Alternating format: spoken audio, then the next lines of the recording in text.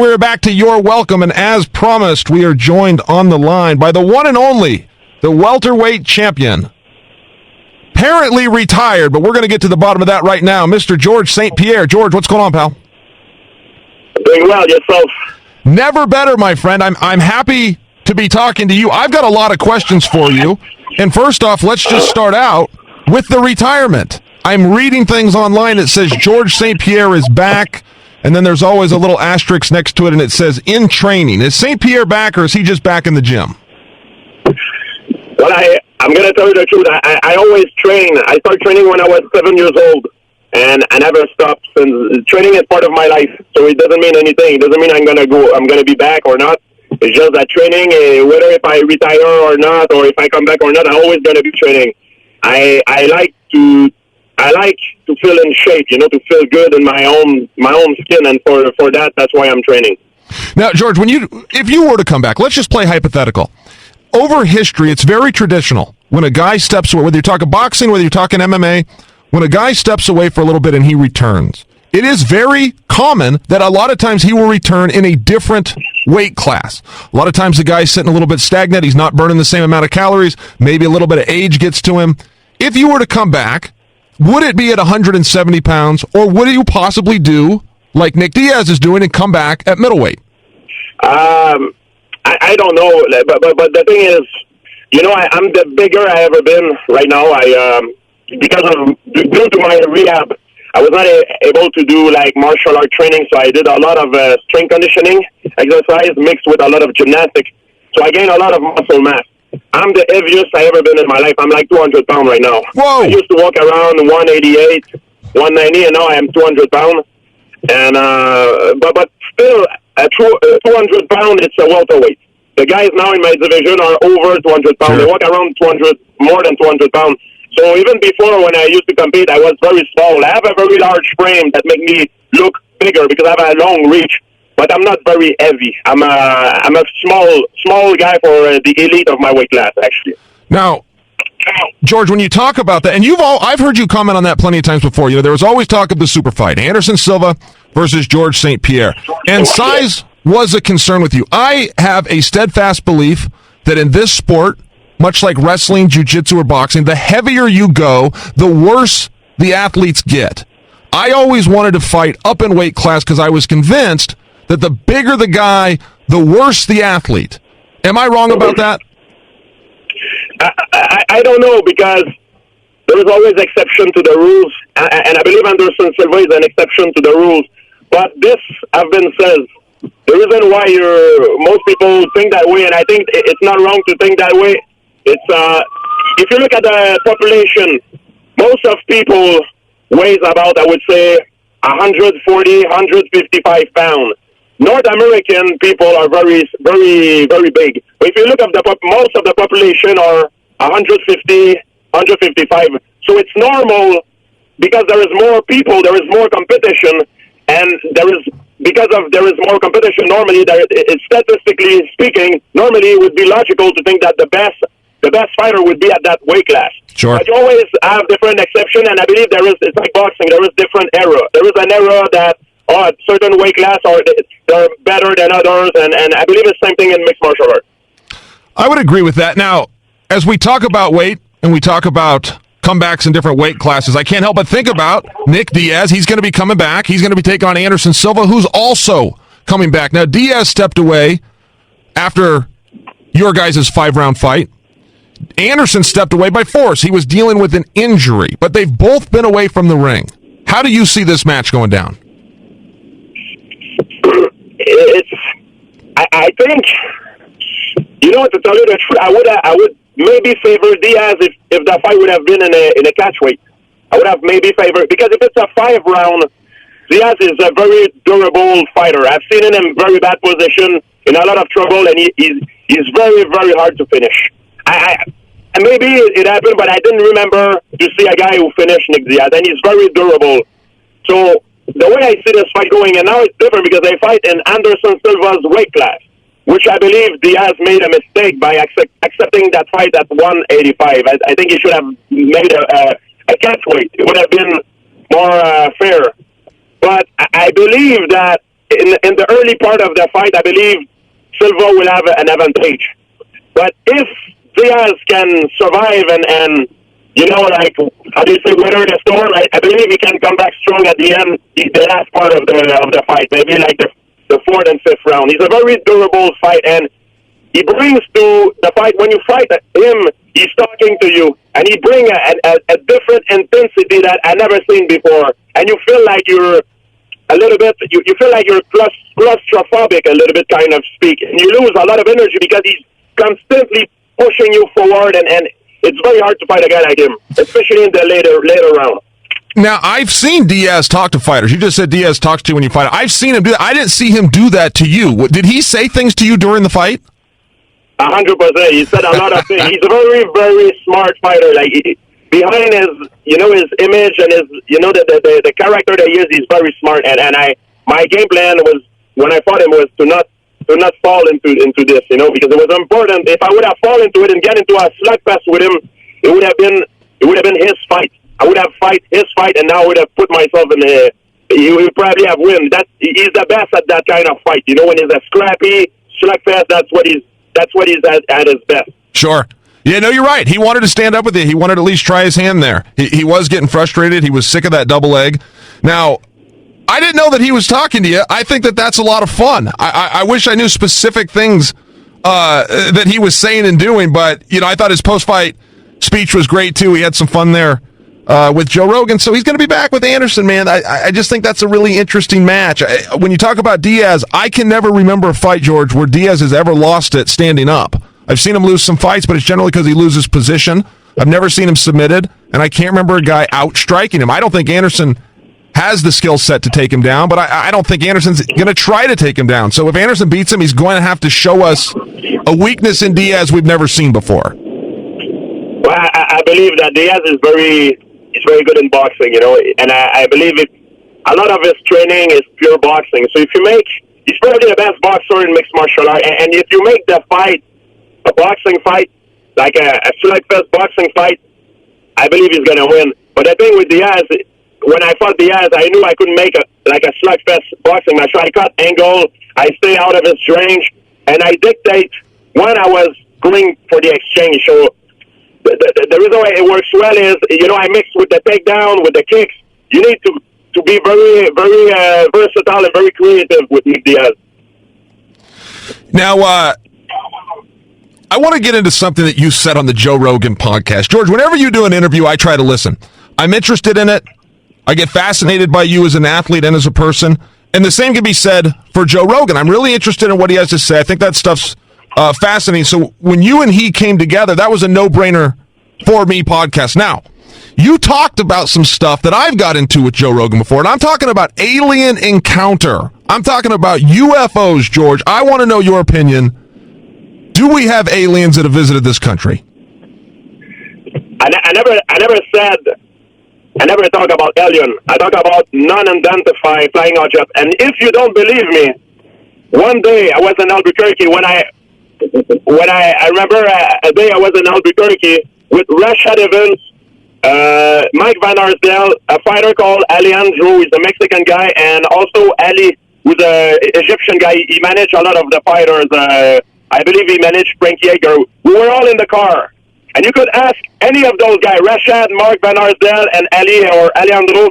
We were in a car in Albuquerque, New Mexico on the highway, and we saw a UFO altogether. UFO doesn't mean you see it's an alien. It means it's a non-identified flying object. I don't know what it was. It could have been a light. It's something that we cannot explain. I've seen it. It came straight towards us, and right away it changed direction and it disappeared. And then I remember it's the first time of my life I saw a UFO, and it was very weird. We talk about it still today. And you know what? When I say UFO, I don't say alien. I talk about UFO. And the thing you talk about with Joe Rogan, it's another thing. It's something that has nothing to do with what I've said. Sure. People make a link, but I try to see things in a scientific way. not too much in an emotional way, because sometimes you come in certain conclusion that you make your own conclusion, but doesn't mean it's the truth. No, George, you're completely right. UFO does not mean it's from outer space or that it's a different life form. It just means it's an unidentified flying object. So then the question comes down to unidentified by who? That means that people in your car have never seen it before. You guys don't know what it is. Does that mean that our government's never seen it? Does that mean our Air Force hasn't seen it? Perhaps it came from a different government's Air Force. Or maybe it's a natural, it's something that we don't know. Like maybe it's a reflection of a light that make it look like it's a flying saucer or something. We don't know. Like it's stuff that we cannot explain. And on Joe Rogan's podcast, what I talk about, and it's something I'm not ashamed to admit. When I was young, since I'm young, and it's not when I started my career, even young, sometimes I have lost of time of memory of stuff that happened. And it did not get worse over time. I just lost time of track. Sometimes it's especially at night when I go to bed. Missing time. I feel like, yes, I have time. Or it happened to me one time I drove and I lost like kind of like a 30 minutes, an hour goes by. Stuff, it's very weird stuff. And I heard it, a guy I think it's Herschel Walker, it happened to him too, and it's a disease or something, but I have not been diagnosed by that disease that they talk about. So I don't know what it is. I know what you're talking about. It did happen to me. I've read a lot of stuff on that. I had a guy on this show, George, named Jacques Vallée. He's written over a dozen books. He's a leading researcher in the world on UFOs, alien phenomenon, encounters of the other kind. He's a 77-year-old man. He's got 2 different PhDs. He's a French researcher. He's testified in front of not only our Congress here in the United States, but also in France. And his ultimate conclusion is that there is a genuine phenomenon of UFO. He can even link it to the United States government, that they have put things out to make people believe this, but he doesn't know why. His ultimate conclusion is we don't have, as a scientist, he's just saying we don't have any verifiable evidence or data.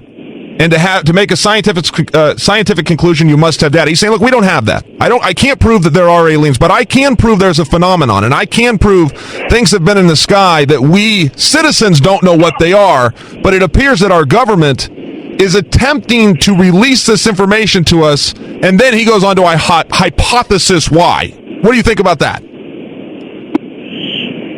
I don't know. Like I said, I made a lot of research about this stuff. It's very weird. What I can talk about is only my own experience. When I was young, when I was a kid, and a lot of people will think I'm crazy, but I'm going to tell you the truth about that, and I'm going to come out with something I never said publicly in an interview. When I was young, I used to be scared to sleep alone with my mother and father, and it's something that is really true. I talk to my parents still about it. And I used to at night, I used to run to my parents' room and tell them, hey, I'm afraid the monster is coming to get me. And I remember I used to draw them. The monster that I was talking about. I said, hey, it's a monster coming to get me. And now as I'm getting older, maybe it's my imagination, or I think it's my imagination, but as time goes by, I stop having those memory of what was happening, and it's kind of weird, It's like, sometimes I feel like it's feel like my memory got erased or something, and I talk about it, and people think I'm crazy, but I'm trying to see things in a very scientific way, so I just say I don't know. But my parents, I talked to them like actually 2 weeks ago about it, and I said to them, hey, you remember when I was young and I told you, I lost track of time, and when I felt like discomfort, I used to run and to see you, and I say, hey, I'm afraid the monster coming to get me or something. They say, yeah. I say, it is still what happened? They say, yes. They say, I say to them, I say, yeah, it's still now. Sometimes I have loss of memory. It happens very rarely, but sometimes I believe I don't even notice it that it happened, but sometimes I do notice it. It's mostly at night, stuff like that happen. But like I said, it could be something explained by medically.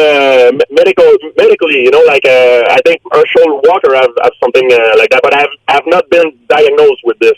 Yeah, I read about that, George. You don't sound crazy in the least bit to me, but what happens is there's a lot of people that are listening to this right now that can relate to everything you're talking about. But people get scared to talk about these things. When you're saying maybe you've seen a UFO, when you're saying, man, I feel like I'm dealing with lost time or the monster under your bed when you're a kid, man, these are real things that people deal with. They just don't like to voice them. So I think you're going to bring comfort to people. I have no memory like if you ask me about if I ever encounter something or different, I have no memory of that. I have no memory. I do have memory that if you ask my parents, I used to draw the monster that I talk about. Hey, the monster. I used to draw them on a paper. But even if I look at the paper, I have no memory of this. I have no memory that I used to draw them. It's like a part of my life that's been erased. And now I talk about it. It's like empty in my head. Like I have no memory of that. But wow. I remember something that is 100%. And you can ask Rashad Evans and Mike Van Arsdale, who are known fighter in UFC, if they were with me when we encounter a UFO in the sky. And this I remember. That's the only thing I remember that I could relate to that kind of phenomenon. And you can ask Rashad, and it's a fact. I don't know what it was, but it was pretty crazy. You know, we freaked out when we saw that. No, that's wild, man, and that's New Mexico. A lot of stories you hear come out of New Mexico. There's a number of people that have witnessed these types of things that are just simply unexplained. Now, to move on from this, George, I want to go back to your career, man. You had one of the most amazing runs there's ever been in the UFC. It's hard for me to imagine that in my lifetime, and I plan to be here another 40 or 50 years, that anybody's going to duplicate what you did. And you did three things, and they're very, very uncommon. First off, you beat everybody of yesterday. You beat the Sean Shirks, the Frank Triggs, the Matt Hugheses, the BJ Penns. You beat all the guys of yesterday. You then beat and dominated everybody of your time. You then, and this is what becomes really rare about your career, George, is you beat the future. You have a win over Johnny Hendricks, who is the sitting world champion. That belt probably is not going to leave his waist anytime too soon. And if it does, it'll probably volley around a little bit. He'll probably get it back, maybe lose it here. He's going to be the guy for a while. You were able to accomplish a lot like what Lennox Lewis did. Lennox Lewis was able to beat Klitschko before he retired. For the next decade, every time Klitschko won, it added to Lennox's legacy. That's something very unique that you have. And I'm not even asking a question there. I just want to tell you, from one sportsman to another, good job. You accomplished a lot, and when they talk about the pound-for-pound greatest fighter, it always confuses me how that's not an absolute lock of GSP at number one. But with that, George, you became the biggest draw in the sport. With being the biggest draw in the sport, as you and I know, if you're cut in on the pay-per-view, if you become an owner of the show that you're on, there is a tremendous financial reward that comes along with that. Jose Aldo is in the same boat with the same contract, but he's just not bringing in the viewership. And therefore, his financial reward, he's not experiencing what, say, you were able to experience. Do you have any advice for Jose Aldo? Well, one thing I can advise, like the professional athlete in mixed martial art, you have to take it in a way that you need to see your career as a business. I'm not qualified. I'm not competent for business because I'm a martial artist. I'm competent to fight. So when it's time to negotiate deal with my taxes or lawyer, I'm hiring the best people, the people that I could find the most competent for the job. I don't try to do all this stuff myself or to pick one of my friends or, a lot of fighters, I believe they got caught up in those kind of things. And I did myself as well. I had a lot of problems. I got, in different law dispute and stuff like that. I lost a lot of money. I made a lot of money, but I could have made way more. I'm lucky because it happened in the beginning of my career, and I learned from those mistakes. But what I can say to the guys that are like champion in mixed martial arts, make sure that you find people who are professional and competent to do your job, to manage your business, your social media, your management, and all this, because you're a martial artist. You cannot be good at all those things. You need to find someone who's just as good as you in your sport to do those things. And that's what I did, and that's one of the reasons why, I was not afraid to spend money to make more money. Sure. I hire the best to make me get the best that I can have, and I think that's one of the things that people sometimes they lack. They make it. Nothing break my heart more in this world to see like a professional athlete that has an outstanding career, and then when he retire, he's broke. I hear that in newspaper and in documentary. I've seen it many times in football, in MMA, and it broke my heart. So please, guys, make sure you're well surrounded, not by friends, by competent people. Yeah, that's true, George. You know, people do bring in their buddy to manage them, or they bring in some guy that sold them on something, and they do end up getting stolen from, and they do end up getting shortchanged. That's true, but they also have another thing in common, and that is they have very poor spending habits.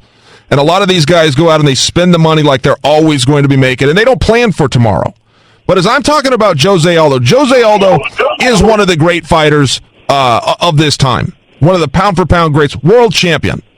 The guy is complaining about his money, and I get it. Everybody wants to make more money, and I'm not turning on Jose Aldo. However, I would like to offer the other side, which is he has a very favorable contract.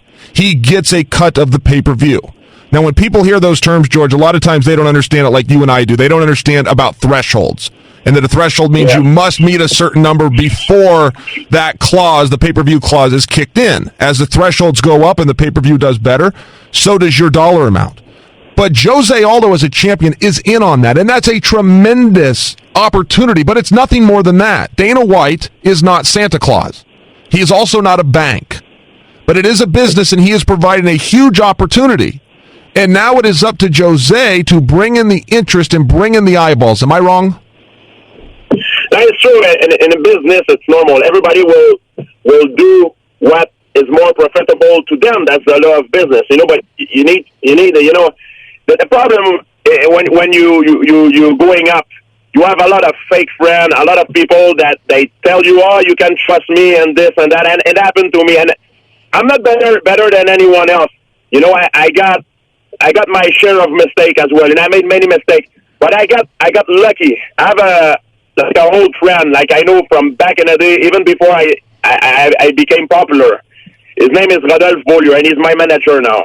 And this guy, even before he had like a job he had a very serious job before he jumped on board with me. And he always helped me, like on the side. And because, he helped me to the right.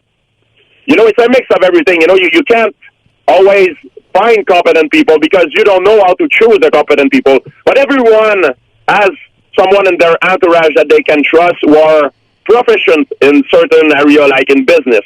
So even though this guy that that is proficient in business, that cannot make the jump on board to deal your business, but you can ask him advice about things like, oh, would you know someone who's very good manager, or someone who's good in finance for tax?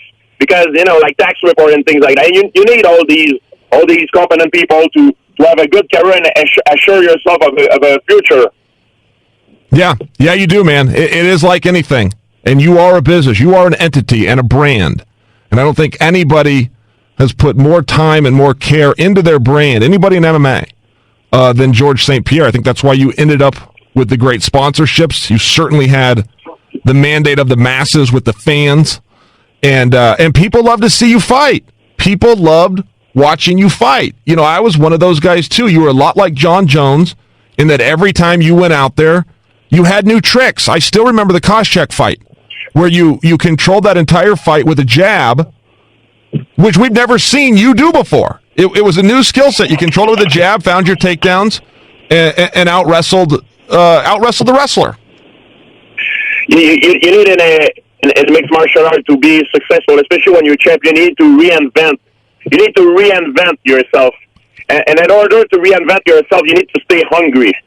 And one of the reasons also I took a break, it's a lot of reasons, but one of the reasons is, at one point after my fight with Nick Diaz, and even it happened before I started, when I fought Jake Shield, but then I got hurt, took a time off, and I found some of that hunger back. Then I came back after Condit. I had a very good training camp. It was very good. I was very hungry. Diaz, not as good as Condit, but it was okay, and Hendricks was not very good.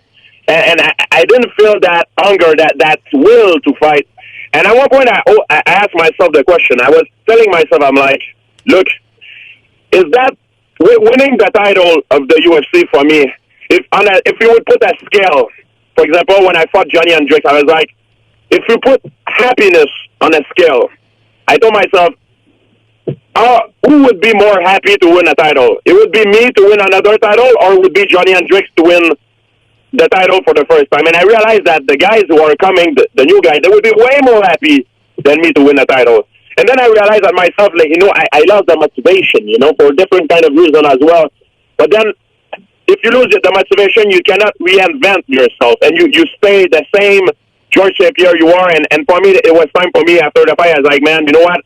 I need to take time off to see where I'm going, because I have a lack of motivation, and I don't want to wait until it's too late. If you lose a race in a different sport, you lose a race, it's not bad. But if you lose a fight in mixed martial art, you get damage. It's very bad. Sure. So I wanted to take a time off, see where I'm going. And then if I ever come back, it's going to be important for me to reinvent myself, to become a much better version that I was. George, I really respect that, man. That's something you always did, is you always evolved. I believe if you come back, you will be better than ever. I am just curious, and I'm going to go ahead and start the rumor now as to what weight class George St. Pierre may come back in. We may have some super fights in the future. George, I know you are busy. You sent me a text message early. You said, keep me for 30 minutes and let me go. We are exactly at 30 minutes. You were a man of your word for coming on, so I'm going to be a man of my word and let you go, buddy. But I really appreciate you taking the time. Have a great day, George. Thank you, Chael. Take care. Cool. Ladies and gentlemen, that was the man right there, world champion